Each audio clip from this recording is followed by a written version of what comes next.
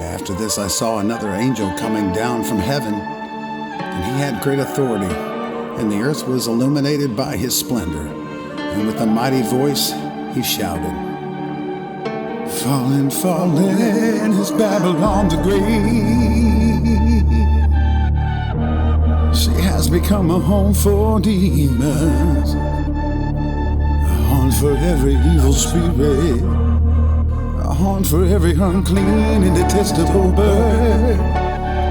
For all the nations have drunk the maddening wine of her adultery.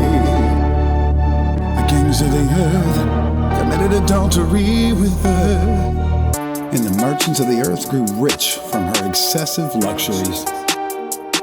And then I heard another voice from heaven say, "Come out of her, my people, so that you will not share in the sin, so you will not receive any of her plagues.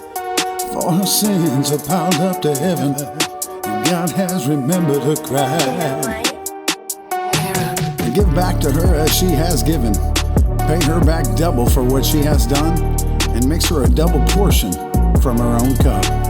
Give her as much torture and grief as the glory and luxury she gave herself. In her heart she boasts, 'I sit as queen, I am not a widow, and I will never mourn.' Therefore in one day her plagues will overtake her, death, mourning, and famine. She will be consumed by fire. Mighty is the Lord God who judges her."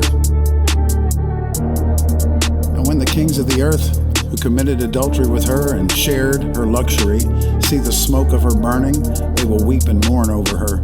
Terrified by her torment, they will stand far off and cry, "Woe, woe, O great city, O Babylon, city of power! In 1 hour your doom has come."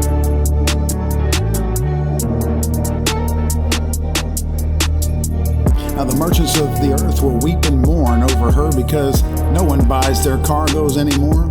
Cargoes of gold and silver and precious stones and pearls and fine linen, purple silk and scarlet cloth, every sort of citron wood, and articles of every kind made of ivory, costly wood, bronze, iron, and marble. Cargoes of cinnamon and spice, of incense, myrrh and frankincense, of wine and olive oil, of fine flour and wheat, cattle and sheep, horses and carriages, and bodies and souls of men. And they will say, "The fruit you longed for is gone from you. All your riches and splendor have vanished, never to be recovered." And the merchants who sold these things and gained their wealth from her will stand far off, terrified at her torment, and they will weep and mourn and cry out, "Woe, woe, O great city, dressed in fine linen, purple and scarlet, and glittering with gold, precious stones, and pearls. In 1 hour such great wealth has been brought to ruin." Every sea captain, all who travel by ship, the sailors, and all who earn their living from the sea will stand far off when they see the smoke of her burning, and they will exclaim, "Was there ever a city like this great city?" They will throw dust on their heads, and with weeping and mourning cry out, "Woe, woe, O great city." You know that